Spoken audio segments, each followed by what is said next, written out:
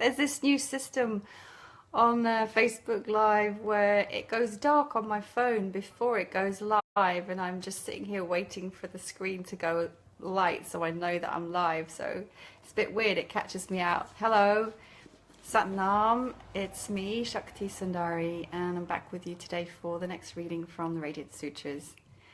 It's another beautiful sunny day here in London, UK, which makes me very, very, very happy. I am shortly going to be going outside to do some gardening because it's so beautiful and sunny, so I'm very happy about that. Also very happy to be coming on to reading to you Yukti verse 80. 80! Wowee, 80 out of 112 verses, that's amazing. This is another super powerful message for today. It's, you know, each one of these is so rich with so much. So happy about this, and it's, yeah, again, got lots of relevance for me, and I'm sure for many of you who will be watching this. So this is Yukti verse 80 from the Vijnana Bhairava Tantra, and here's the Sanskrit. Nachitam nakshipet duke nasuke va parikshipet bharavi jnanyatam madhyakim tatvam avashishyate. And as I always do, I'll read it a second time. Nachitam nikshipet duke nasuke va parikshipet bharavi jnanayatam madhyakim tatvam avashishyate. Love that word, shishyate. Isn't it beautiful? The English by Lauren Roche. That space is bad. This space is good. The ride is rough, or the going is smooth. We are thrown into suffering. We are thrown into joy. Beloved soulmate, find the space in the center, the pulsing spaciousness encompassing all opposites. Here, the essences of creation are at play: earth, water, fire, air, and space, and the senses that perceive them. The center is the dancing ground.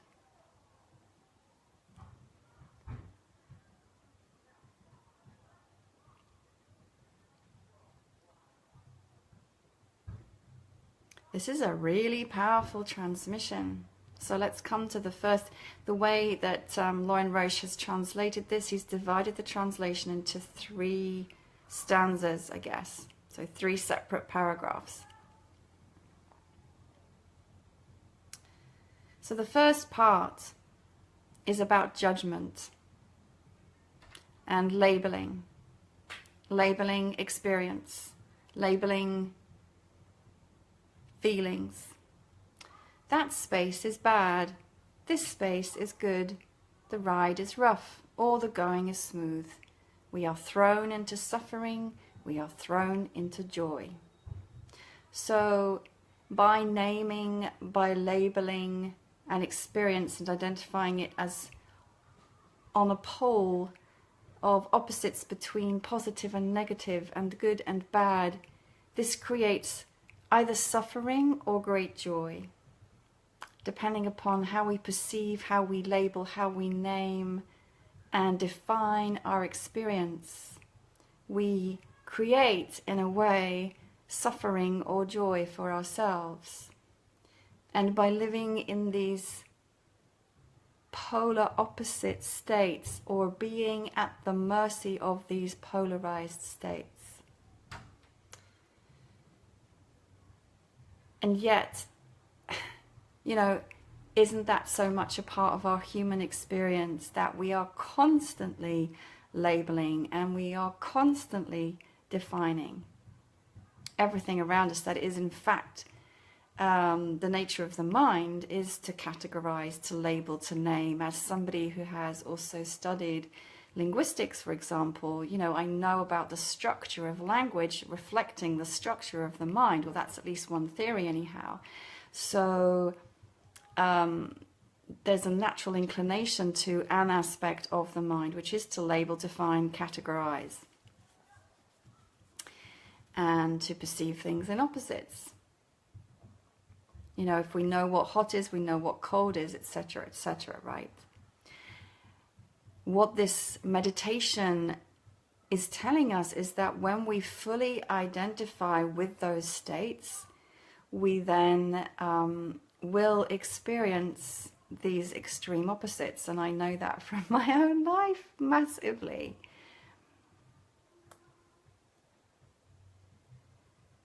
But it's the act of labeling or defining that is the thing that creates this experience in a way, calcifies it, and or changes it from something that may just be an alive movement to something that becomes a story in our mind. I'm sure you can all identify with that.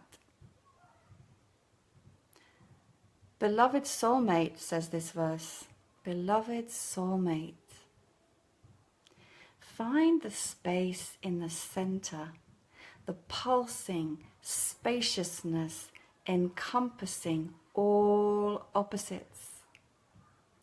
Finding that place within ourselves, because of course this path is a path of non-duality, where those two apparently opposite, contradictory poles can be held from the center and allowed to coexist.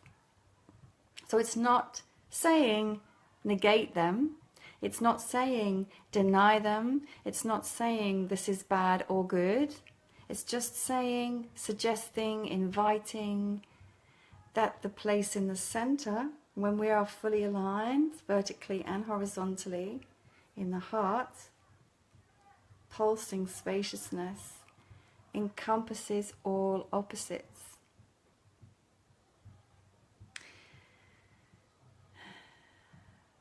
There's, I think I've spoken about this before, a meditation that I practiced for the first time with my teacher, Shakti, that she actually learned from, I believe anyway, another teacher called Leslie Temple Thurston, which is about integrating our polarities and our projections. And the activity is very simple but very powerful. It's because it's embodied, and that is where we stand. We identify the polarities that run us, that are unconsciously so much of our identification and projection. So, for example, find a quality in yourself that you really react to in others, something you're always kind of annoyed about in other people, and then recognize that's a part of you. And then find the opposite to that. So, for example, there's one that has been dominant in my life, which has been judgmental and humble, or almost the judgmental and accept. No, it's not that. There's another one. Judgmental and accepting of all. And what you do is you embody both of those poles. You actually step into the space and embody what it's like to be judgmental or whatever your quality is. And then you step into another space and you embody what it is to feel and be fully in your body, that other state. And then you move between the two. And you begin to move more quickly and more quickly. I mean, this takes place over quite a long time, 15, 20 minutes perhaps. What eventually can happen then is that in the middle, there's a liberating freedom and explosion of dynamic energy that happens, where you realize that those two poles were keeping you locked in a state of being that was not free. And actually the liberation comes in the merger between the two, in the place where the two meet in the center in your own being. It's an incredibly empowering experience to do that practice. If you want to know more about it, get in touch. We can do a private session. This is a great way to identify your polarities, your projections, and how they're running your life and your relationships. So again, coming back to this, Beloved soulmate, find the space in the center, the pulsing spaciousness encompassing all opposites. Here, third paragraph, here the essences of creation are at play. Earth, water, air, fire, air, space, and the senses that perceive them. So we're reducing, well, not reducing, but pulling back from the identification and the mental interference and interpretation. We're going back to before that, to the simple play of all these different elements of existence, which are, from the yogic perspective, the building blocks of all experience, right? And the senses that perceive them. So yes, our senses, we don't deaden, we use the senses. So whatever you smell, taste, touch, feel, hear, if we just bring it back to that simplistic, simple origin, without the labeling, without the interpretation, without the attachment of story. I'm this, he's that, she's that, this means I'm that, right? And here then, in the center, we find the dancing ground.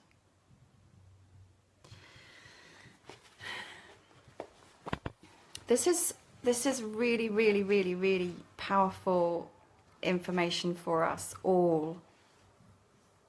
What I also want to point to, though, however, is having said all of this, and I know that often in these teachings there is a paradox, and it's okay. There's a paradox in most spiritual teachings, and another part of this is learning to live with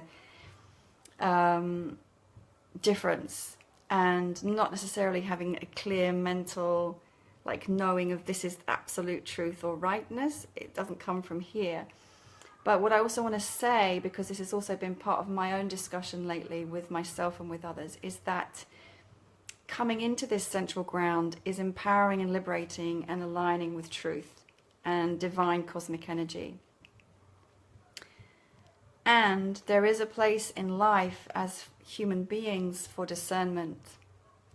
So, you know, I think for me, I have been afraid to judge, and afraid to label, and afraid to call names for fear of being bad. And that has created a sometimes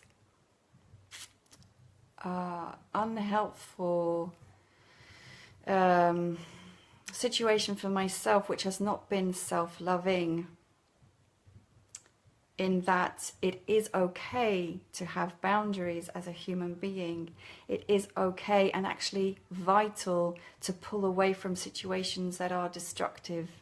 It is important to practice discernment, and if we have a sense of discomfort, to recognize that as a message that is saying you need to adjust what is happening here, to move yourself back into a feeling state of right being. So this is not to discount the vital information our senses and the play of energy within our bodies are giving us.